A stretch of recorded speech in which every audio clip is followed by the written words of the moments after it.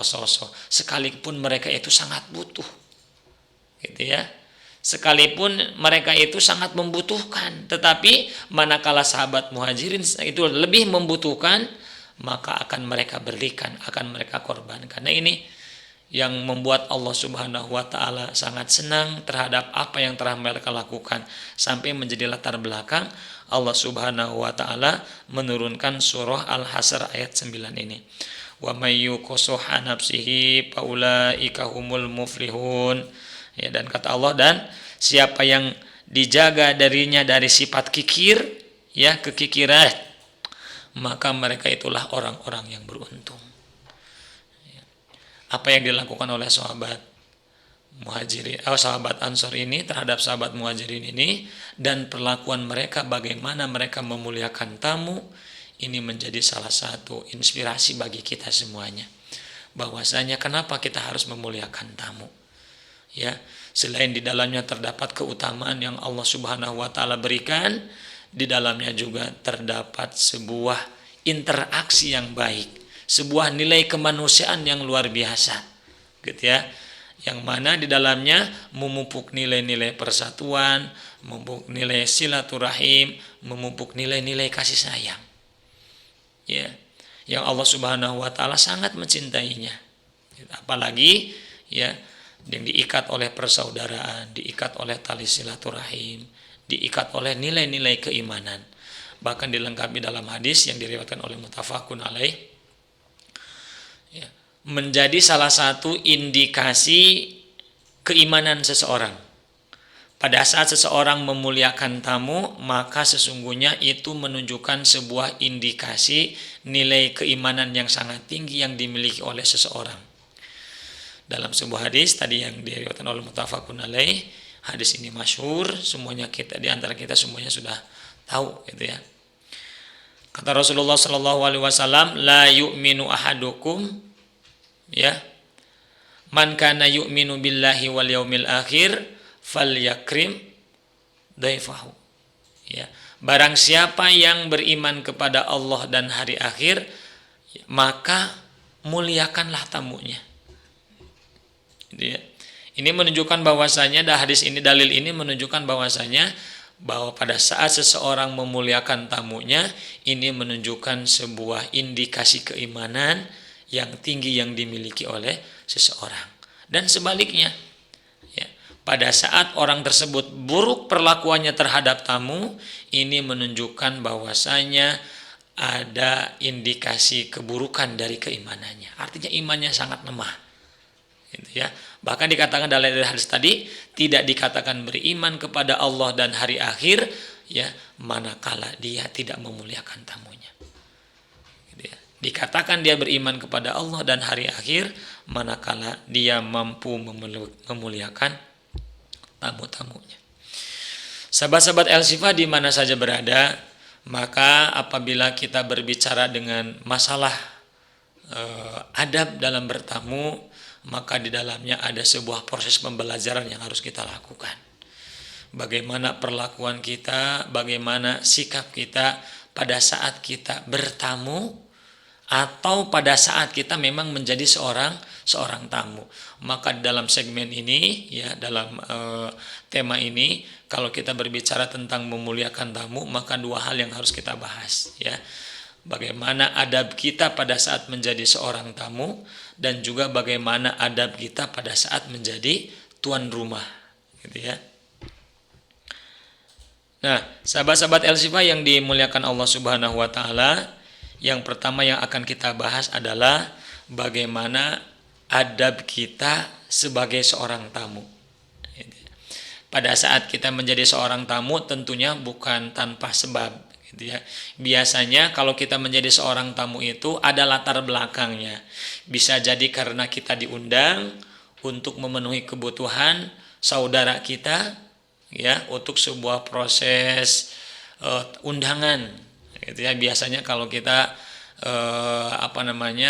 dalam sebuah proses resepsi, gitu ya, atau mungkin ya sebuah kegiatan yang sering kita lakukan, syukuran atau apapun, gitu ya, atau mungkin sebuah kebutuhan, gitu ya.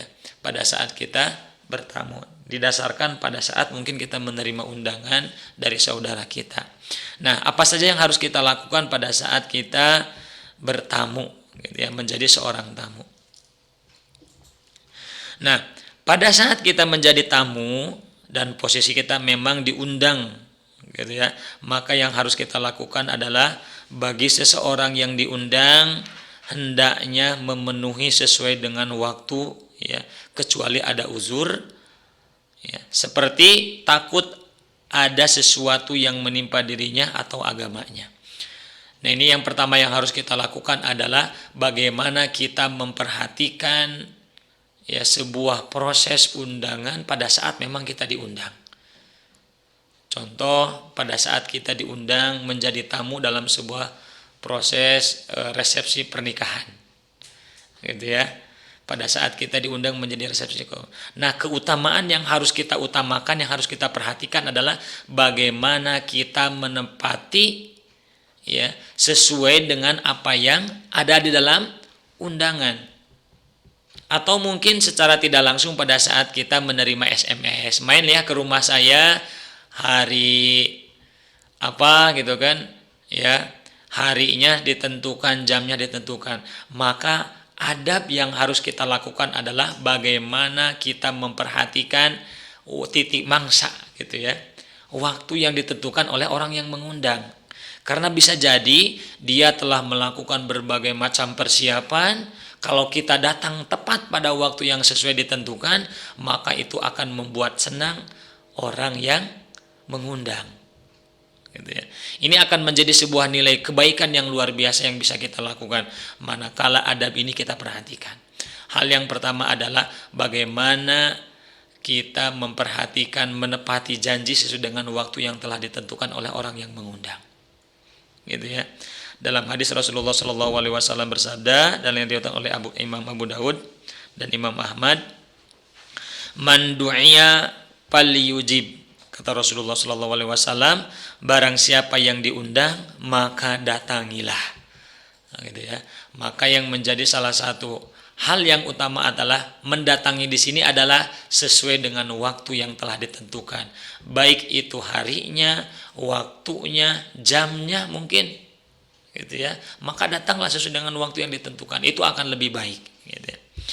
Kemudian, ya, Rasulullah SAW juga melengkapi dalam hadis lain, dan ini menjadi salah satu di antara kenapa kita harus memuliakan tamu kita, gitu ya. Kata Rasulullah SAW dalam hadis yang diriwayatkan oleh Imam Bukhari, wa man taraka da'wata faqad asallahu wa rasulahu. Nah, ini sebuah teguran, sebuah peringatan dari Allah dan juga Rasulnya. Kata Rasulullah SAW, barang siapa yang tidak memenuhi undangan, maka sesungguhnya dia telah bermaksiat kepada Allah dan Rasulnya. Pada saat kita mendapatkan undangan dari teman kita, kemudian kita tidak mendatanginya, maka ketahuilah, kata Rasulullah SAW, dalam tanda kutip ya, tidak ada sebab yang menjadikan kita kenapa kita tidak mendatanginya. Bahkan mungkin kalau dalam kebiasaan kita tidak ada bahasa sama sekali kenapa kita tidak datang, gitu ya, sehingga menimbulkan sebuah persepsi prasangka yang tidak baik mungkin yang nanti terjadi oleh yang dirasakan oleh, ya, orang yang mengundang. Maka kata Rasulullah SAW, barang siapa yang tidak memenuhi undangan, maka dia telah bermaksiat kepada Allah dan Rasulnya. Jadi bila kita lihat bagaimana penekanan dari hadis ini menunjukkan bahwasannya mendatangi undangan dari saudara kita itu sifatnya wajib. Nah, itu yang pertama. Kemudian yang kedua, sahabat-sahabat Al-Sifah yang dimuliakan Allah Subhanahu wa taala, di antara adab yang harus kita lakukan sebagai seorang tamu pada saat kita bertamu memenuhi undangan saudara kita, yang kedua adalah hendaknya kita tidak membeda-bedakan siapa yang mengundang kita. Jangan sampai ada sebuah sikap yang tidak baik yang timbul dalam diri kita, kita memenuhi undangan saudara kita manakala saudara kita yang mengundang itu kondisinya adalah orang kaya, dengan pakaian yang rapi, dengan sikap yang baik, ya, Kita memenuhi undangannya dengan begitu sopan dan terhormat apabila diundang oleh orang yang kaya. Tetapi sikap kita berbeda manakala kita menghadapi atau diundang oleh orang yang kaya, orang yang miskin. Nah, ini hal yang tidak baik. Kita membeda-bedakan sikap kita, perilaku kita ya, pada saat melihat siapa yang mengundang kita. Kata Rasulullah, ini tidak boleh, gitu ya. Jangan sampai kita membeda-bedakan. Nah, ini salah satu adab. Gitu ya. Kita menunjukkan sikap yang tidak baik pada saat kita diundang orang miskin. Ada ini mau orang miskin, bukan orang terhormat, bukan orang terpandang. Sikap kita pun acuh tak acuh, tidak menunjukkan sikap yang baik. Nah, ini yang tidak baik, yang tidak boleh kita lakukan. Maka adab yang paling utama yang harus kita perhatikan adalah kita tidak boleh membeda-bedakan siapa orang yang mengundang kita. Kemudian yang selanjutnya, sahabat-sahabat Al-Sifah yang dimuliakan Allah Subhanahu wa taala, yang menjadi salah satu hal yang harus kita perhatikan pada saat kita bertamu adalah berniatlah bahwa kehadiran kita sebagai tanda hormat sebagai sesama seorang muslim. Gitu ya. Nah, ini hal yang utama. Gitu. Pada saat kita bertamu, tanamkanlah niat kita karena Allah Subhanahu wa taala sebagai bentuk kecintaan kita sebagai seorang muslim. Ya, dalam hadis itu dikatakan di antara hakul muslim alal muslim itu ya ada 5. Salah satu di antaranya adalah apabila kamu diundang maka datangilah. Nah, tunjukkanlah niat kita dalam hati kita. Ya, lafazkanlah niat yang kita niatkan bahwasanya tiada lain yang kita lakukan adalah karena Allah Subhanahu wa taala, untuk menunjukkan ukhuwah kita kepada saudara kita, untuk menunjukkan nilai keimanan kita kepada Allah Subhanahu wa taala, melaksanakan perintah Allah Subhanahu wa taala atas dasar cinta kepada sesama saudara kita sebagai seorang muslim, gitu ya. Ini sudah menjadi rahasia umum, gitu ya.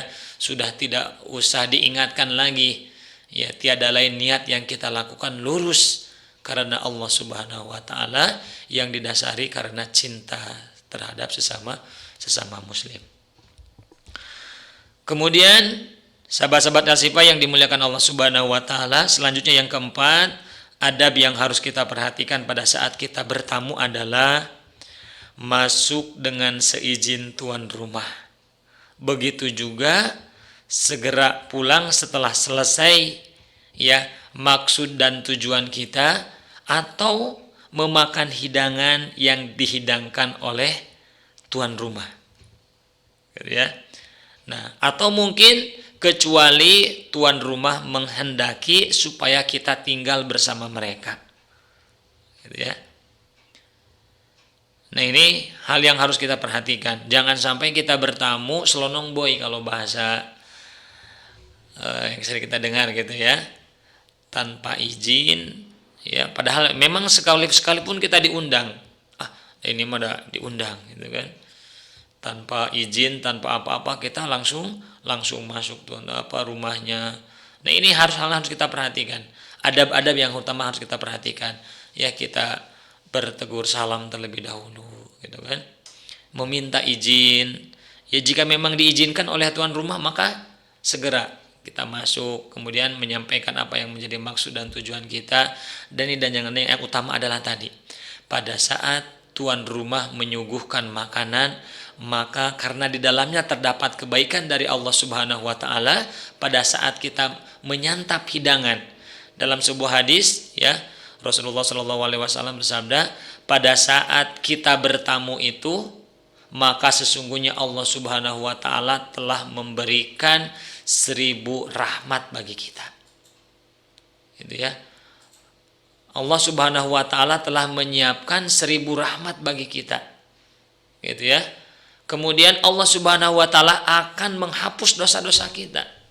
Gitu ya. Bahkan Allah Subhanahu wa taala mencatat kebaikan sebanyak makanan yang telah kita hidangkan, itu atau sebanyak makanan yang telah kita santap. Ya, maka ini hal yang harus kita perhatikan, gitu ya. Kadang kita karena menjaga image, gitu bahasanya, gitu kan, menjaga image sebagai seorang tamu gitu kan. Kadang kita makanan tidak dimakan, minum tidak diminum. Ini tidak boleh gitu ya. Pada saat kita bertamu, tuan rumah menyiapkan makanan, minuman, maka sudah seharusnya kita sebagai bentuk penghormatan kita kepada saudara kita yang telah menerima kita sebagai tamu, maka kalau ya boleh dikatakan wajib gitulah. Ya kita menerima atau menyantap hidangan tersebut. Kenapa? Karena banyak kebaikan yang akan kita dapatkan. Gitu ya. Nah, terkait dengan masuk ya, kita memperhatikan izin terlebih dahulu masuk ke dalam rumah pada saat kita bertamu ya. Izin kepada tuan rumah itu menjadi sesuatu yang wajib gitu ya. Rasulullah Shallallahu alaihi wasallam, Allah Subhanahu wa taala di dalam Al-Qur'an surah Al-Ahzab ya ayat 53 Allah mengatakan, A'udzubillahi minasyaitonirrajim. Ya ayyuhalladzina amanu la tadkhulu buyutan nabi illa ayyuzana lakum. Ya. Wahai orang-orang yang beriman, janganlah kamu memasuki rumah-rumah Nabi kecuali bila kamu diizinkan. Gitu ya. Nah, ini bagaimana Allah Subhanahu wa taala mengingatkan kepada kita ya, sekaligus Allah Subhanahu wa taala mengingatkan kita semuanya melalui ayat ini menjadi sebuah ketentuan pada saat kita gitu ya, memang khitobah ayat ini kepada ya orang yang beriman pada saat mereka berinteraksi dengan Rasulullah SAW. Tetapi secara tidak langsung ini mengajarkan kepada kita semuanya ya menjadi sebuah kewajiban ketentuan bagi kita pada saat kita memasuki atau bertamu, maka wajib hukumnya kita meminta izin terlebih dahulu. Sebagaimana yang tadi Allah Subhanahu wa taala sebutkan dalam surah Al-Ahzab. Sahabat-sahabat Al-Sifa yang dimuliakan Allah Subhanahu wa taala, mengingat waktu ya yang terbatas, maka sekali lagi keempat hal ini yang berkaitan dengan azab azab pada saat kita bertamu gitu ya, maka perlu kita perhatikan gitu ya. Insyaallah di kesempatan yang akan datang akan kita bahas kembali terkait dengan adab-adab pada saat kita bertamu. Mudah-mudahan hal ini menjadi sebuah kebaikan bagi kita, ya menjadi sebuah ilmu bagi kita yang harus kita perhatikan sebagai seorang muslim pada saat kita bermuamalah dengan saudara kita, bertamu kepada saudara kita. Itu saja yang dapat saya sampaikan di kesempatan kali ini, yang benar datang dari Allah Subhanahu wa taala, yang salahnya dari lisan saya pribadi. Al-haqqu mir rabbik fala takunanna minal mumtarin. Subhanakallahumma wa bihamdika asyhadu an la ilaha illa anta astaghfiruka wa atubu ilaik. Assalamualaikum warahmatullahi wabarakatuh.